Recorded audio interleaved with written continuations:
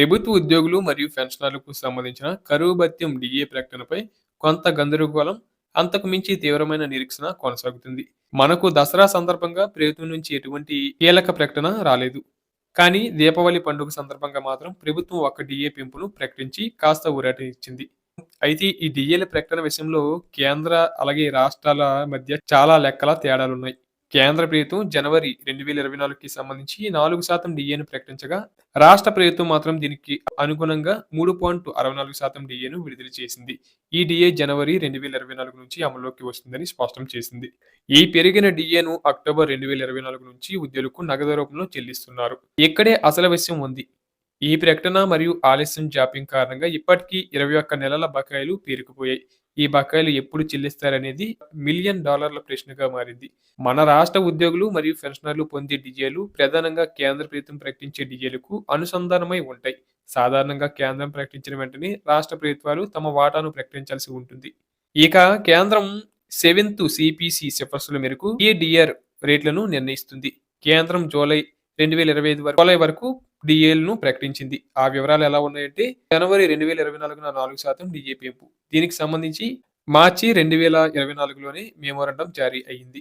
అలాగే జూలై 2024 ఇక్కడ 3% డిఏ పెంపు. ఇది జూలై 2024 నుంచి అమల్లోకి రావాల్సి ఉన్న అక్టోబర్ 2024లో ప్రకటించబడింది. అలాగే జనవరి 2025లో 2% డిఏ పెంపు. దీంతో మొత్తం డిఏ 53% నుంచి 55%కి పెరిగింది. ఏప్రిల్ 11, 2025న అధికారికంగా ప్రకటించారు. అలాగే జూలై 2025లో మరో డిఏ 3%ను కేంద్రం ప్రభుత్వం ప్రకటించింది. ఈ విధంగా కేంద్రం వేగంగా డిఏలను ప్రకటిస్తూ వస్తుంటే రాష్ట్ర ప్రభుత్వ నిర్ణయంపైనే ఉద్యోగుల ఆశలు, ఎదురుచూపులు కొనసాగుతున్నాయి.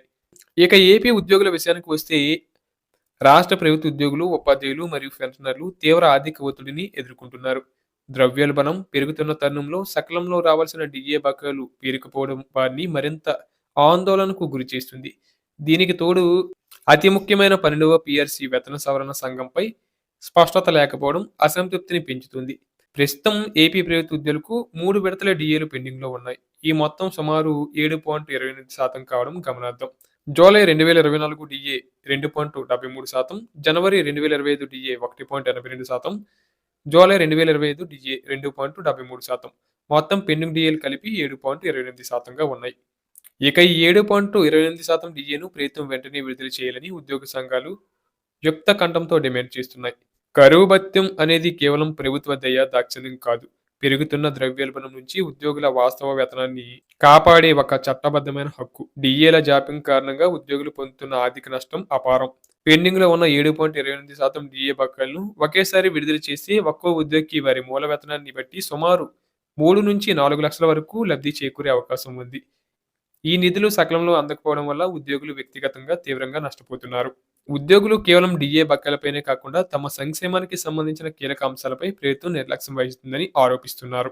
నిబంధనల ప్రకారం 2023 జూలై నాటికే 12వ పిఆర్‌సి అమలు చేయాల్సి ఉంది. కానీ ఇప్పటికీ పిఆర్‌సి కమిషన్ను నియమించకపోవడం ఆందోళన కలిగిస్తుంది.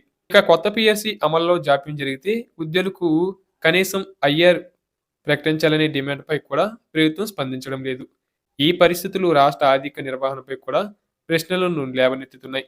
జీతాలు వంటి నిత్య ఖర్చుల కోసం అప్పులు చేయాల్సిన పరిస్థితి రావడం ఆర్థిక ఒత్తిడికి స్పష్టమైన సంకేతమని నిపుణులు విశ్లేషిస్తున్నారు.